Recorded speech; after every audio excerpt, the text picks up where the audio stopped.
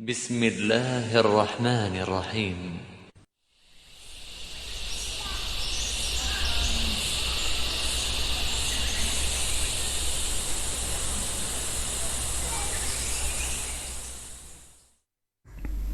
Bismillahirrahmanirrahim. Assalamualaikum warahmatullahi wabarakatuh. Alhamdulillahi wahdah, wassalatu wassalamu ala man la nabiyya wa la rasula ba'dah. Asyhadu an la ilaha illallah wahdahu la syarika lah, wa asyhadu anna Muhammadan abduhu wa rasuluhu wa ba'd. Baik, alhamdulillah. Ikhwati fillah al-ahibbah, anak-anakku sekalian, kita berjumpa kembali di pertemuan mengkaji tentang sirah nabawiyah ya. Belajar tentang sirah Nabi ya. Yang mana kita masih membahas tentang hijrahnya Rasulullah sallallahu alaihi wasallam. Setelah kita bahas hijrahnya kaum muslimin, kemudian juga Allah perintahkan kepada Nabi kita agar dia berhijrah ke Madinah atau ke Yathrib.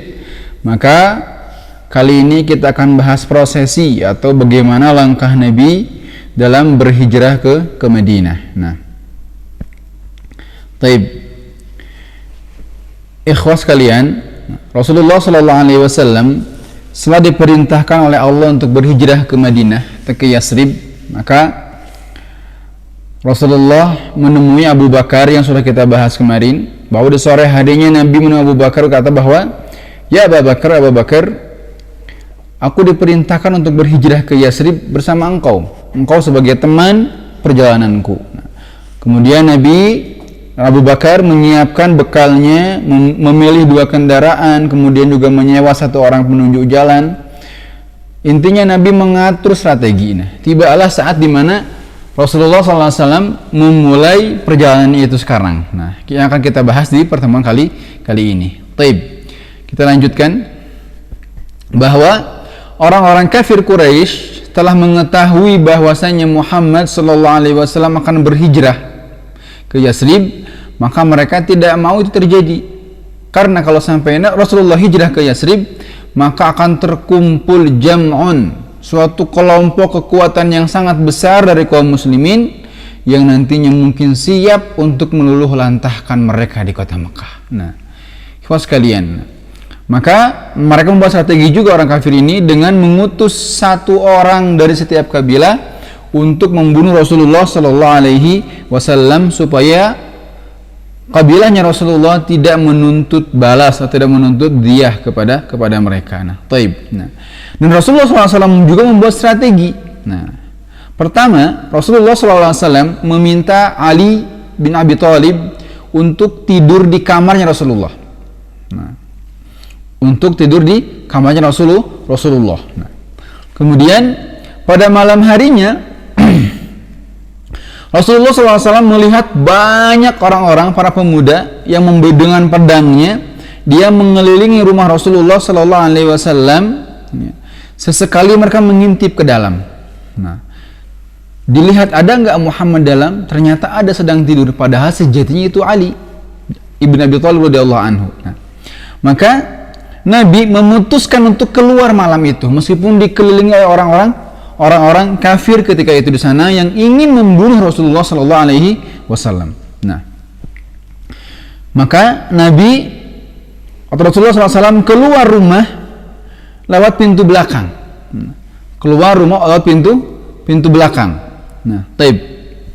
Nah, ketika buka pintu, di sanalah Allah Subhanahu wa taala membantu Rasulullah SAW, orang pilihannya, agar bisa lepas daripada makarnya orang-orang Quraisy, makarnya orang-orang kafir Quraisy. Nah, di sini ada 2 versi ya. Yang pertama bahwa ketika Nabi keluar di pintu, dikatakan bahwa seperti dalam buku yang kalian miliki, itu orang-orang kafir semuanya seakan-akan mengantuk, tidak melihat Rasulullah keluar. Nah, kemudian yang kedua, dikatakan mereka tidak melihat Nabi, tapi tidak tidur, tidak melihat Nabi. Entah mungkin matanya terkena debu, karena dalam riwayat yang dikatakan bahwasanya ketika Nabi keluar buka pintu, Nabi ambil segenggam pasir, kemudian dia bacakan salah satu di antara firman Allah, "Wa ja'alna min baini aydihim sadda wa min khalfihim sadda fa aghshaynahum fahum la yubsirun." Dan kami jadikan di hadapan mereka dan di belakang mereka sekatan atau penghalang, lalu kami tutupi mereka sehingga mereka tidak bisa melihat. Nah, ikhwah sekalian, ketika Nabi lewat, Nabi ambil pasir, Nabi tebar pasir itu. Nah, kata ahli sirah, dikatakan bahwasanya pasir itulah yang menutupi mata-mata orang-orang kafir ketika itu, sehingga mereka tidak bisa melihat, mungkin kelipan sebagainya. Ala kulli hal, yang penting adalah bahwasanya Rasulullah keluar dari rumahnya itu dilindungi oleh Allah sehingga orang kafir tidak menyadari, tidak tahu adanya yang keluar di sana. Karena gelap juga mungkin ya. Dulu belum ada lampu yang terang kayak sekarang. Nah, taib. Sekalian, kemudian Nabi keluar dari rumahnya dan dia masuk atau mendekati rumahnya Abu Bakar. Dia menemui Abu Bakar radhiyallahu anhu. Nah, ketika beliau menemui Abu Bakar radhiyallahu anhu, maka Nabi SAW berangkat di malam itu. Ketika menjelang pagi, orang-orang kafir Quraisy yang tinggal di rumah Nabi itu mereka sadar, kok Muhammad tidak keluar-keluar. Sesekali mengintip ke jendela, tidak ada juga. Nah, maka masuklah mereka ke rumah itu dan didapatinya di tempat tidur itu bukan Rasulullah, akan tetapi Ali bin Abi Thalib. Nah, ketika itu, maka dikatakan bahwa mereka mengambil Ali bin Abi Thalib, diarak ke sana, dibawa. Kemudian dibuatlah sayembara oleh orang-orang kafir Quraisy. Barang siapa yang bisa mendapatkan Muhammad atau menunjukkan kemana dia pergi, maka baginya hadiah 100 ekor unta betina. Nah, sekalian, ini luar biasa ya. Unta ketika itulah barang mahal dan diberikan hadiah 100 ekor unta. Siapa yang tidak mau? Yang tidak mau. Bahkan berita ini sampailah keluar kota Mekah, bukan hanya di Mekah saja. Semua orang-orang mendengar berita ini dan semuanya ingin mencari di mana Muhammad untuk mendapatkan hadiah yang besar seperti ini. Nah, sekalian, yang tersirat di sini adalah bahwasanya Nabi kita Muhammad SAW, seperti yang saya katakan di bawah di pertemuan sebelumnya, beliau memerintahkan Ali untuk tidak hijrah dulu tinggal di sana. Untuk apa? Untuk menunaikan semua amanah yang ada pada beliau SAW. Jadi orang-orang Mekah tahu bahwasanya Muhammad ini adalah Al-Amin, orang yang terpercaya, orang yang jujur dalam segala hal, terpercaya. Maka mereka ingin agar hartanya selamat dititipkan di rumah Rasulullah. Nah, ketika Nabi hijrah, Nabi ingin agar Ali ini membantu beliau untuk mengembalikan barang-barang tadi kepada orang-orang kafir Mekah ketika itu. Nah, maka di antara faidah di sini, kita boleh bermuamalah dengan orang kafir dalam batasan koridor syariah ya. Boleh bermuamalah, boleh berhubungan, boleh berinteraksi dalam ada batasan koridor syariat begitu.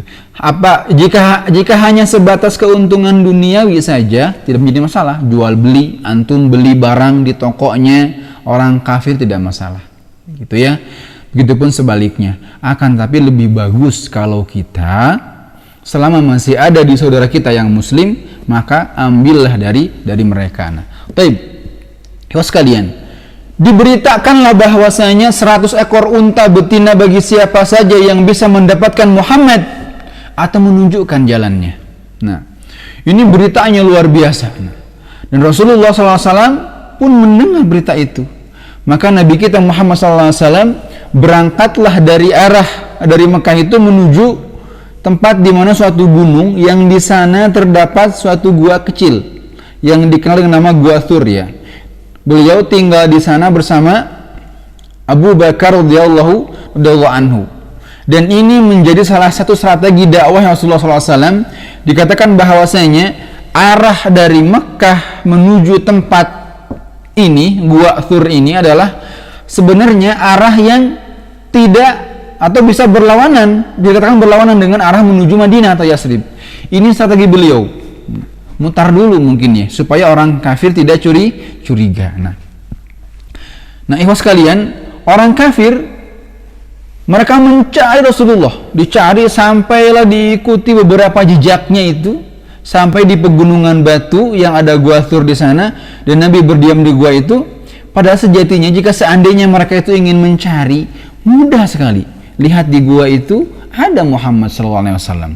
Akan tetapi Rasulullah ditolong oleh Allah sehingga mereka tidak bisa melihat Rasulullah SAW berada di sana. Ya, banyak faktor. Ya, ada yang katakan bahwasanya di sana laba-laba yang membuat sarang sebagainya banyak. Ya, Ustaz tidak cerita detailnya karena akan memakan waktu ya. Tapi yang jelas antum bisa baca kisah ini.